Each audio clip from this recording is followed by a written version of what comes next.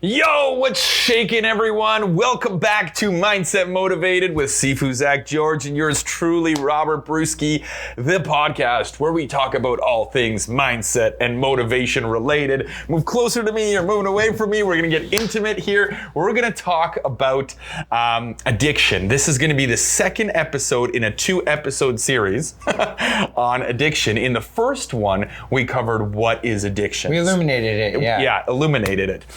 In this one, we are going to talk about how to deal with it. Because if you're self-aware enough to realize that you are addicted to something, you need to figure out how to deal with it. And if you don't realize that you're addicted to something, you need to figure out how to deal with that too somehow, right?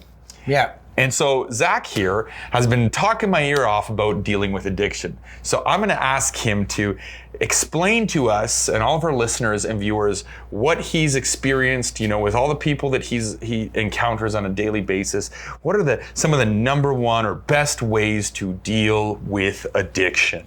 Well, Robert, it's a tough one. Because, guys, I'm sorry.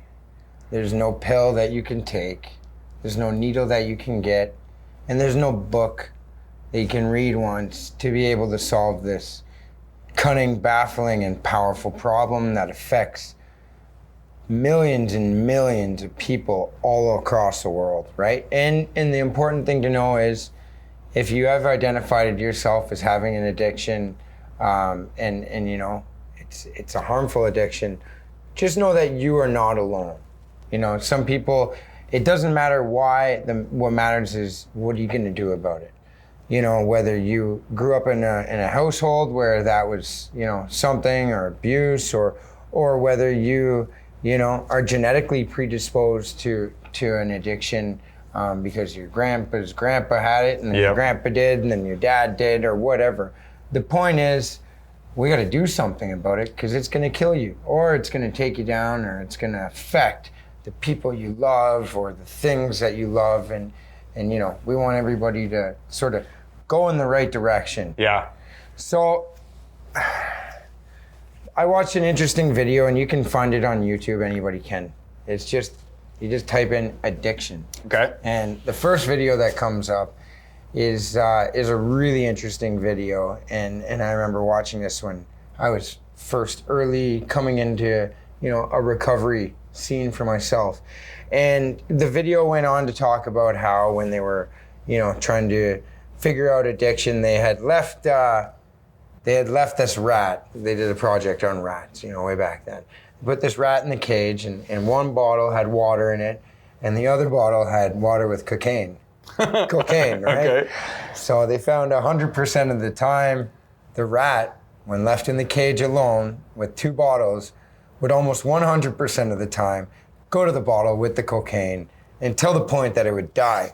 And this project was done over and over and over again until one guy said, what the heck, we're leaving this rat in here by himself with 2 bottles, he's got no choice. So what this guy did was he created like a rat park where he put other rats in and he put in toys and wheels and all sorts of cool stuff. And then they put in both bottles, the cocaine water and the regular water. And what they found was barely any of the rats were drinking the cocaine. And if they were, they weren't drinking much of it. Really? They would just drink a little bit. But they were running with each other. They were having sex with each other. It was just rat park, right? So, So what they found was the rat that had been left in the cage alone had no choice. And in society, what we do is we have a stigma, right? So when people get in trouble for an addiction, we compartmentalize them, we put a stigma on them, we treat them, differently and make them feel like they don't belong, which will drive somebody deeper into addiction. Okay. Okay? Yeah. Now there is the fact of enabling. Now this is a family sickness. If you know somebody's going out to carry on with the addiction and you're making lies for them, or you're doing things to help them continue on because they're manipulating you and begging you and you have no choice but to give in, you're now affected by the addiction and you need to go get help to manage. Not control them, but control you, right? Mm-hmm. Now, addiction, you don't get better until first, you've admitted you're powerless. right? Imagine being trapped in a room and you're trying to manage something. So there's managing an addiction and you find out you can't. You're trying to get out of this room. You're stuck in this room. You don't want to be in this room. And you try digging under, you try jumping over, you try, crawling through the window and there's no getting out of this room. There's no room, no getting out. I have to surrender. I can't beat this, right? I need help. Yep. That's where that comes in.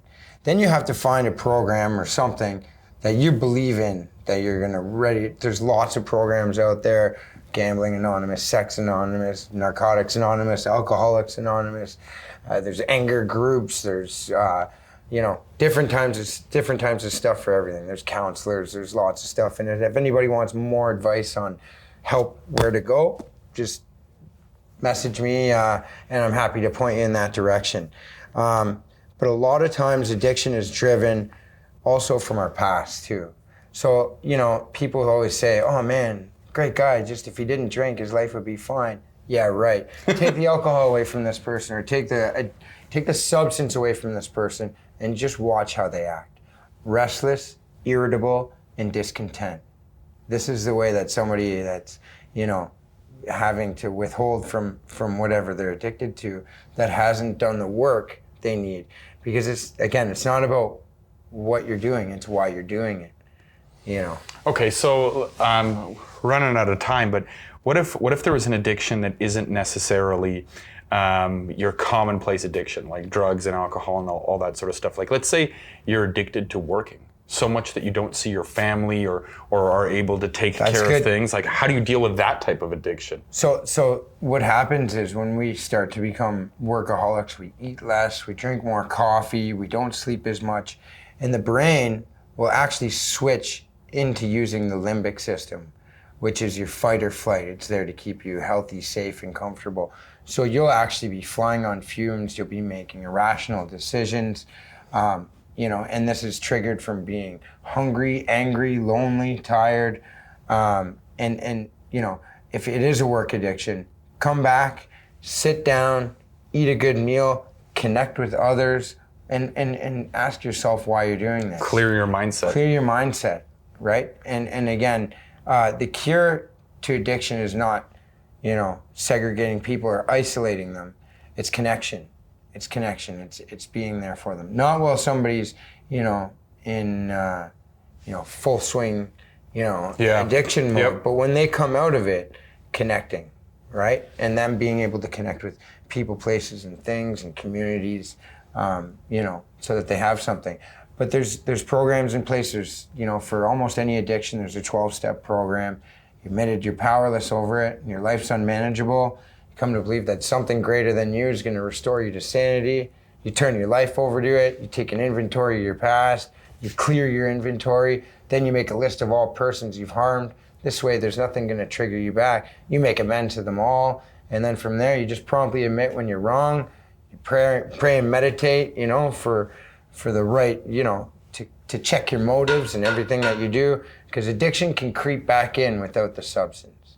It creeps back in the way, in your isms, your attitudes. You'll anger quickly, you'll try to control others, you'll have a ton of resentments if you don't have some sort of program. Next thing you know, you'll be a white knuckle asshole that nobody even wants to be around. Yeah. Right? So reach out, there is help. You are not alone, and we're so glad that you guys joined us for these ones, because hopefully we can help save a life, right? Yeah, absolutely. Thanks, Zach.